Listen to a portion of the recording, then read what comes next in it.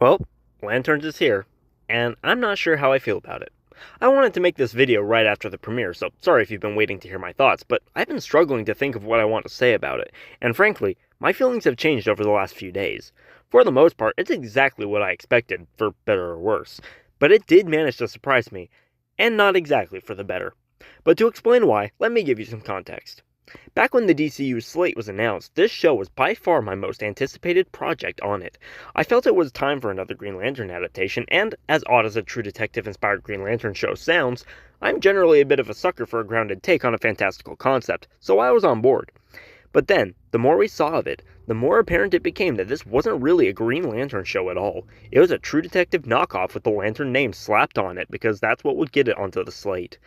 That's not to say it necessarily looked bad, I just realized how massive the disparity was between what we were getting and the colorful space epic we could have gotten, which I'm sure every Green Lantern fan on the planet would have preferred.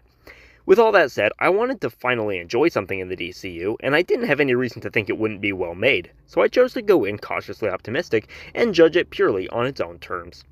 And, well, that proved a bit more difficult than I expected.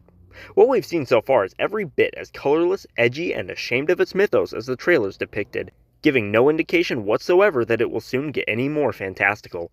But that's not even the real issue here. I could stop fussing over what the show isn't if I liked what it chose to be instead. So what was its focus? What did it leave me to think about? Well, when the episode was over, I wasn't thinking about its characters and what makes them tick. I wasn't thinking about the alien mystery, theorizing about who they are and what they're up to. Heck, I wasn't even really thinking about whether or not Hal Jordan is really dead at the end, because I just couldn't make myself care about any of that.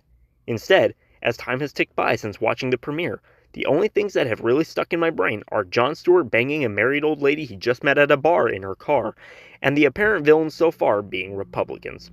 And the only questions I found myself wondering about the future of the series are how much more overtly political and sexual it's going to get. Look, I accepted that we weren't getting the Magic Space Cop show this should have been when I went into it, but it was going to have to provide an incredibly compelling story in its own right to make me happy this is what we got. And while I can't judge the story of the show as a whole yet, nothing we've been shown so far has come close to convincing me that this was the right call by James Gunn. Of course, I can totally see why he greenlit it. It may not have his big, loud, dumb sense of humor about everything, but it does satisfy his love of gratuitous vulgarity, gross sexual behavior, and overt anti-conservative political messaging, which define his idea of mature storytelling. This is still very much a Gunn project, and that's possibly the most disappointing thing about it.